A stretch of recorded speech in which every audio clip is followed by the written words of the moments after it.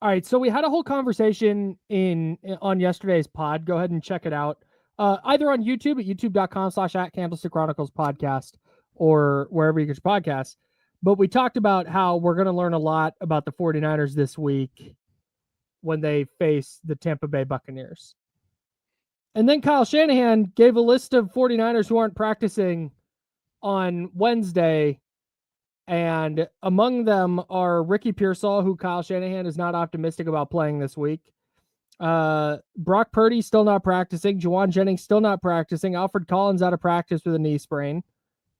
Trent Williams and Christian McCaffrey getting their normal veteran rest days. But Yetur Gross-Matos, he is dealing with a hamstring injury. And then Mac Jones is limited with knee and oblique injuries. Like, I don't know that we are going to learn a lot about the 49ers on Sunday, because it sounds like they're just going to have a similar group than they had against the Rams.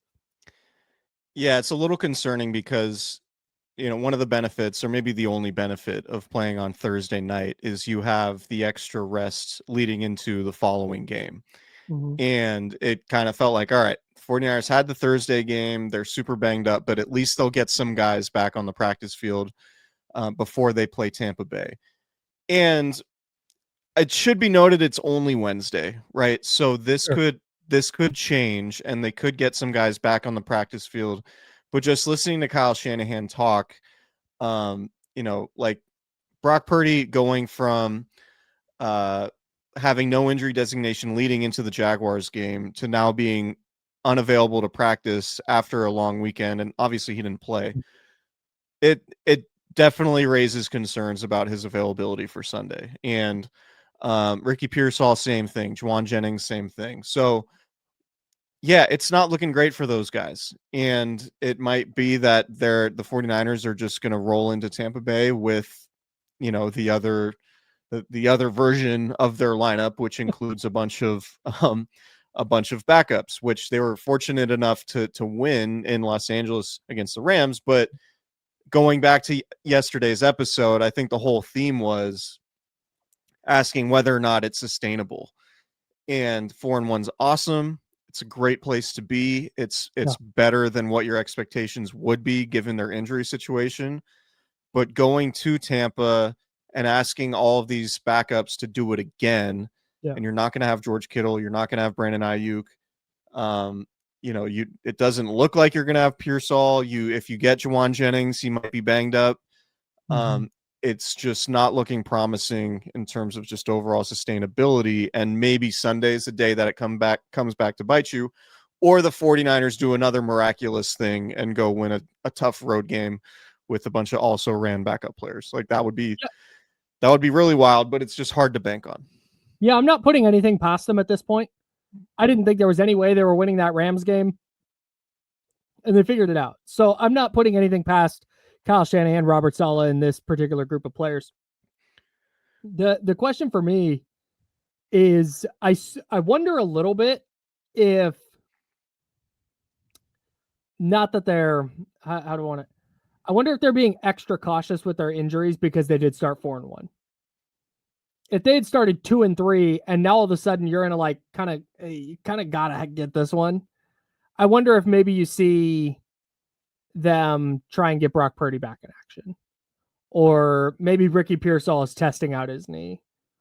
But right now they're kind of in a spot where they just went on the road and won without those guys, and they're 4-1.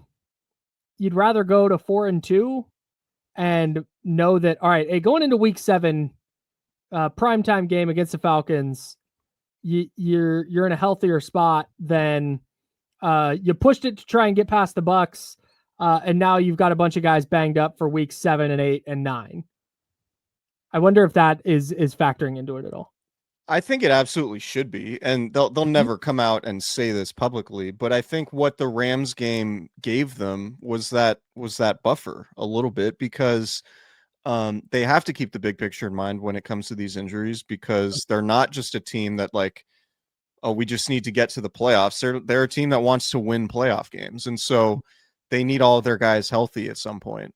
And that was the thing, that was the whole disappointing thing about losing to the Jaguars at home. It was like, man, now you have 2 difficult road games where, you could be 3-3 now. Well, you win against the Rams, you get to 4-1. And then the worst case scenario for Sunday at Tampa is you come out of it 4-2, which is not a bad place to be, given that Mac Jones very well could have started 4 of those games. Right. So there's no shame in 4-2 at that point. And I think they're probably looking at it like, all right, we'd obviously love to win that game, but it's not a do or die game. It's not a division game. And so like maybe it impacts the playoff seeding down the line. But to your point, like, yeah, you would much rather, if you could do anything to ensure your health going forward, you'd feel better about having a healthy team than really putting all of your chips in on this week, making guys play injured after a long flight to Tampa, the longest flight they'll have this season, and risk making injuries worse, right? So it's tough, but I think that's just the reality of where they're at. And the Rams game afforded them, I think, an opportunity to be careful with their injured guys. Right. And I think the other side of this is, based on just kind of what Kyle Shanahan said today and what the updates we've gotten on other guys in recent weeks, it's not even about the big picture and more about, if we give these guys week 6 off, we feel great about all of them coming back for week 7. This isn't like, we're gonna I think it's a last second precaution of like, they need one more week and they'll be good. Like, we'll be clear of whatever knee thing, whatever toe thing. It's off the table completely if they take another week. And yeah, if it was a playoff game, we'd push them in and they'd go, but it's not. And we can get past a lot of this with George Kittle and with Ricky Pearsall and with Brock Purdy if you give them one more week. And that, I think, is the other aspect of this. It's not, oh, you can throw a game now that you're 4-1. Like, no, you can afford to take the risk knowing that the reward is next week. You're for sure getting a bunch of guys back at something much closer to 100%. For sure. For sure. So it's hard for us to say after Wednesday, because it very well could be Thursday or Friday, Brock Purdy, Ricky Pearsall, Juwan Jennings return to practice. Like, that's on the table. The way Kyle Shanahan talked about Ricky Pearsall, is saying it's not guaranteed for this week, is not, it wasn't, oh, he's trending in the right direction, we just wanted to give him some extra time. Like, it doesn't sound like that things are going in a great direction, or at least for this week. So, we'll have to see. We'll know more as the week goes on. And again, like, Trent Williams not practicing vet day, that's like pretty standard for him. Same with Christian McCaffrey. Nick Bosa would have been in that boat had he obviously not gotten hurt. George Kittle, I think, is probably not going to practice any of the Wednesdays this season. So, I think it's pretty clear how the 49ers feel about Wednesday practices overall. So, I'm open to the possibility that we might be like reading too much into the fact that a bunch of these other injured guys aren't practicing, but it doesn't feel like we are, right? It doesn't feel like, at this point, if they come on Thursday, again, I'll do the thing. I'll go on the YouTube channel and just say, hey, I was wrong. These guys are practicing, and you feel a lot better about the 49ers chances going into Sunday. But right now, it's just really hard. Like, it's just really hard to win against good teams on the road in the NFL, which makes Thursday's game over the Rams all that more impressive. It's even harder to do it with a bunch of backups. And yes, you can do it once. Can you continue it? Continue to do it with Mac Jones? Like, that would be pretty astounding if the 49ers started Mac Jones. Mac Jones goes 4-0 as a starter, and even he's banged up. He's limited. He has an oblique injury. He has ankle and knee and oblique, ankle and oblique. Knee and oblique. So, although based on the way he was moving Thursday night, I think it's just body, just general, a lot of things hurt. Yeah, a lot is going on with Mac Jones. Dry heaving. We barely even talked about that. Peeling himself off the turf every time he went down. It was like, man, that was gutsy. Tough. But Yeah, so I don't know. It'll be interesting to see, but it's just hard to nail down where this team is at. And this is the continuous problem with following the 49ers. It's like on any given Wednesday, it can be like, well, sky's falling, nobody's practicing, everything's done. It's like, hey, the Niners just beat the Rams and they're 4-1. Like what? Right. What is happening? This team is impossible to figure out. Yeah. So I just wanted to jump on for today's show. And since we spent so much time yesterday talking about like, we're going to learn a lot about the 49ers, a lot of that goes off the table if they roll with largely the same group they had against the Rams. Yeah. Because at that point, we're waiting to learn what the 49ers look like when healthy. I was under the expectation that they'd be healthier going into this week. And early returns say that they're not. But again, it's just Wednesday, and Thursday and Friday will give us a better idea. Yeah, it also looks like the Buccaneers are dealing with some injuries. There are questions about Mike Evans and Bucky Irving. Mm-hmm. So obviously that'll be worth keeping an eye on. But every team is dealing with some kind of major injury, it feels like. Yeah, I'm not sure. I mean, maybe we just pay more attention to it and we get more exasperated by it as we keep podcasting and talking about injuries. But it just feels like there are more injuries just throughout the NFL than we typically see. Yeah. Can I real quick? Can we talk about Malik Mustafa? Sure. So Malik Mustafa had his practice window open Monday, which means he now has 3 weeks.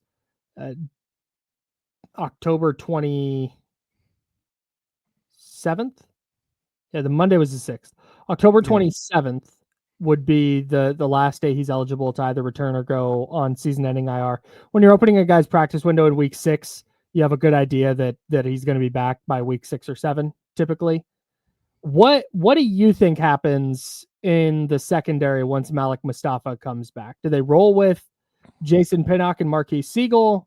Does Mustafa start over Pinnock? Does he start over Siegel? How do you think they work that out? It's interesting because since the team drafted Malik Mustafa, they've changed defensive coordinators and, elements of their scheme, right? So to this point, the 49ers have been playing safeties that have been added since Robert Saleh was defensive coordinator. Jason Pinnock, obviously a free agent acquisition from the Giants, and Marquise Siegel, a rookie 5th-round pick.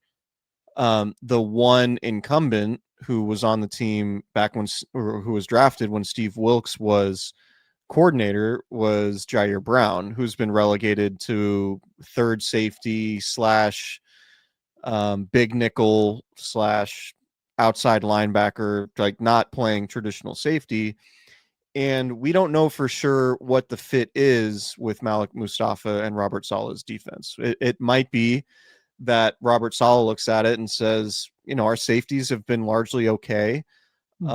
So we don't necessarily need to upset the apple cart right now. I don't look at it, and this is just me from the outside looking at it. I don't see a bunch of urgency to be like, oh, they have to replace Jason Pinnock or Marquise Siegel with Malik Mustafa, who hasn't gotten any practice time. Obviously missed all of training camp. We're not entirely sure if he is a scheme fit in the way that Robert Saleh needs him to be. So I do think Malik Mustafa is talented enough to where he probably should be a starter at some point. I honestly would be surprised if it was as soon as Sunday. Like, hey, you've practiced for 3 days. You've been on the shelf with a knee injury. Like, we're just going to throw you into the starting lineup. I don't see that happening. I could see by the end of the month or 2 weeks or 3 weeks from now at some point that they just decide, all right, we're going to go with Mustafa over Pinnock because we just like the long-term upside. We like the versatility. We like the youth. We like the hitting and the run filling. Like, that would make sense to me. I think Siegel's played well, and I know the metrics don't reflect well on him in coverage. It feels like every time he's in coverage, they get completed passes, but he's in good position. He has good coverage. He's a hair late. Like, it's not like Marquise Siegel is blowing assignments everywhere. I have a stat for this. he's allowed, according to Pro Football Focus, he's allowed 20 catches and 33 yards after catch. Right. Like So he's there constantly. He's there. That matches, I think, the eye test is like you watch these guys, like against the Saints, it felt like he gave up 5 or 6 catches, but they're all like contested catches, where he's just a hair late, or it's just, good offense beating good defense.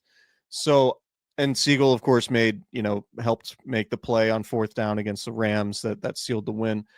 I think the 49ers view Siegel as a long-term starter, so I'd be surprised if they just yanked him out of the lineup at this point. I think Pinnock is kind of more of the bridge safety.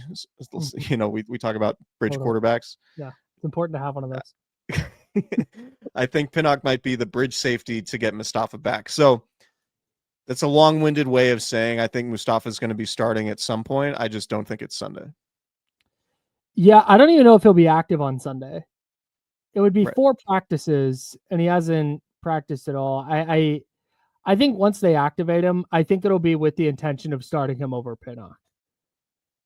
Just because so much of what they've been doing this year has been youth related and trying to figure out what their next core is. And I think that Mustafa provides a little more thump from a run stopping perspective.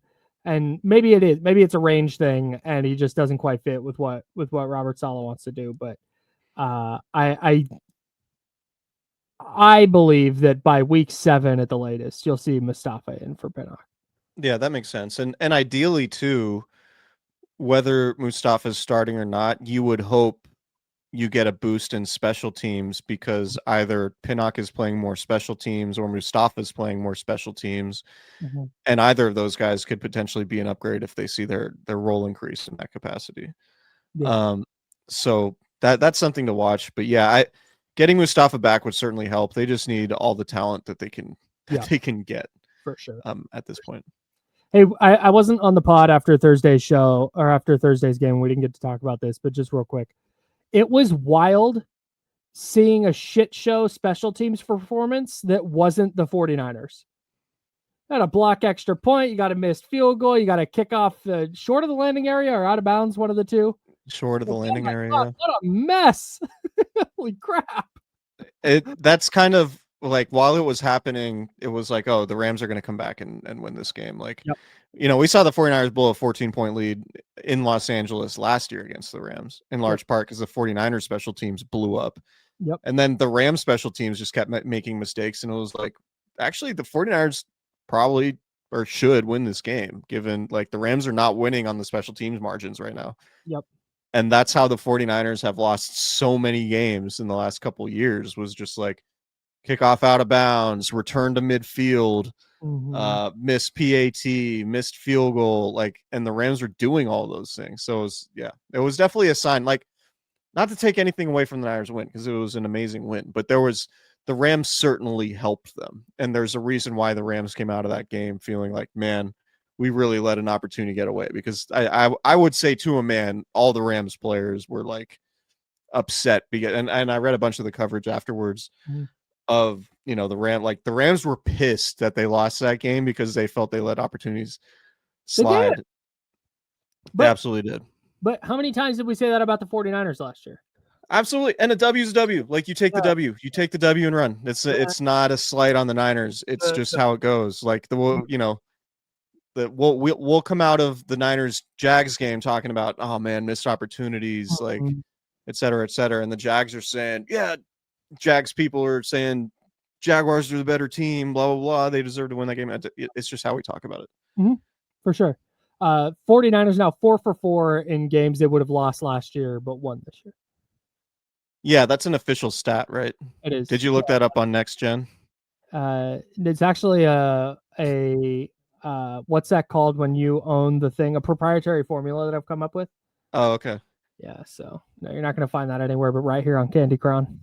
GTWHLY games they would have lost last year. Games GT. This is good podcasting. No, hang on. I've got a thing for it. Games they would have lost last year. GTW. Get Willie. Yeah, dude. They're 4-0. Their Get Willie is 100%. Yeah, they got to be leading the NFL in Get Willie. Get Willie is crazy. That's insane. You can't say that. Anyways, back to the serious podcasting. Mm-hmm. Yeah, that's what I went into this week with the mind like, all right, Niners going to get some guys back. And then Kyle Shanahan, the first time he talks, is like, probably not. All right. Yeah, so a little bit of context on Pearsall. This is from Nick Wagner. Kyle Shanahan said the team hoped that Pearsall would be back to practice by now, but since he hasn't, the team is, quote, is not counting, end quote, on having him back this week. Tight. So, Kevin Givens, practice window open. Thoughts? Big. No, it's big. Need defensive tackles, especially if Alfred Collins is going to be hurt. Yeah, Alfred Collins is also hurt. CJ West broke his hand. He's back. Thumb. He's back, but like he's banged up. Mm-hmm. And it's not like CJ West was like dominant, healthy. So, if you can get Kevin Givens back. Again, Kevin Givens, I wouldn't expect this week probably off a torn pec. But I think it is a good sign that like his practice window opened about as early as it could have. Yeah, for sure. Given that we thought this was like an injury that would have him out till like November. Yeah, they learned after getting rid of DJ Reed on accident. Right. God, could you imagine if they had kept DJ Reed? Man. We think 3-4 Super Bowls? Sliding doors moment for sure. Let's see. Who else is not practicing? Still no Jordan Watkins with the calf. Yator Gross Matos. Bob Beal not practicing. Tough. I didn't know Bob Beal was dealing with an injury, but yeah, he was out last week too, I think. Yeah. So yeah. Don't have a whole lot. We'll have more later in the week. Maybe there will be some more revealing stuff that happens from an injury standpoint on Thursday and Friday. So keep it locked. Subscribe to the YouTube channel. Make sure you check out Candlestick Chronicles Hazy IPA at Cooperage at either of their locations in Santa Rosa. Both are awesome. The downtown one, need to get up there. Maybe when the 49ers have their bye week later in the season, we go convene and do a football Sunday at Cooperage at the new one on Ross Street. I think that would be sick. Just being in there, like, and seeing all the TVs and the vibes and the pool table and the arcade games and everything. And obviously you're going to have a great food truck. I'm like, man, I would love to spend an NFL Sunday at this place. So make sure you go check them out. Say hi to Charlie and Amanda, or Kurt, as he's better known in those parts. And yeah, shout out to Lamb Chops. Keep your eye open for merch. Wearing my Lamb Chops gear right now. What else? Prize Picks. Could be right. Yeah, it is. Anything else? Got nothing. Salute to Lance. All right. We will we'll have something else perhaps tomorrow. But we'll talk to you guys then. See you.